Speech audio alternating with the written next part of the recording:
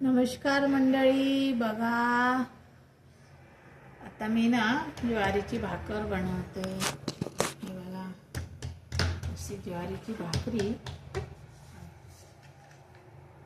हे खूप दिवसाचं भाकरीचं पीठ आहे, पण आता त्याची काही जमून नाही राहिली. पण मी थोडंसं प्रयत्न केला आणि ही माहिती आहे का, ज्वारी थोडी हलकी आहे, पण आता करते कधीतरी. थोडंसं गरम पाणी करायचं आणि गरम पाणी केलं की अशी थापायची. हे बघा, अशी थापली. आता शेतातून आली, म्हटलं आता पटकन काय बनवायचं, तर म्हणून भाकरी आणि भरताचा भेद केलेला आहे. हे असे वांगे भाजलेले आहे मी मच्छी सारखे. आता बघा, 15 मिनिटात मी हे वांगे पण भाजले आणि पीठ पण भिजवलं.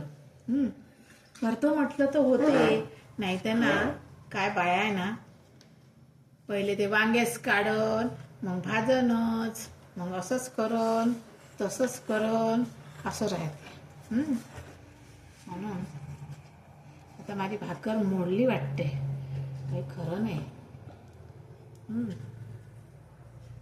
आता परत करते मी. आता तुम्हाला करूनच दाखवते. हे बघा, असं चांगलं मळवायचं, असं चांगलं जोरात. आता तुम्हाला दाखवासाठी मी परत भाकर मोडलेली आहे. तवा इकडे तपायला ठेवलेला आहे. तर माझ्याजवळ कोणी आहे नाही ना व्हिडिओ काढायला वगैरे, मीच करते. काय करणार, आता उपाय नाही. हे बघा, छान आता जरासा मोठा होईल माझा व्हिडिओ, पण पहा, भाकरी आणि भरीत. आता भरीत वगैरे काही तुम्हाला दाखवत नाही.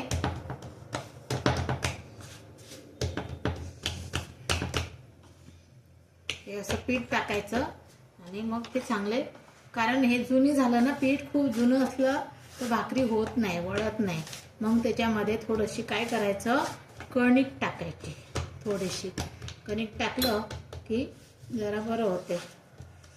असं आता माझी भाकरी खूप आता अशी झाली. असं जाऊ दे, आता थोडीशी जाडी असली तरी चालेल, कारण त्या पोळपाटावर निघत नाही. आता तावा चांगला तपला आहे.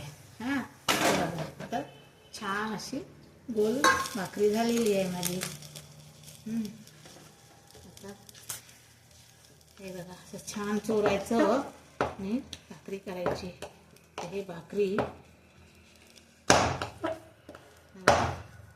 तुम्ही हे ताटामध्ये करू शकता. मी आणि अशी आता पोळपाट होता म्हणून त्याच्यावर केलं. आता हे परतवायचं भाकरी. हे बघा कशी परतवते मी. सराटा, तुमच्याकडे सराटा असेल किंवा हे असं असलं तर त्यांनी पण भाजल्या जाते. ही अशी भाजली एका साईडनं की छान होतं. आता भाकरी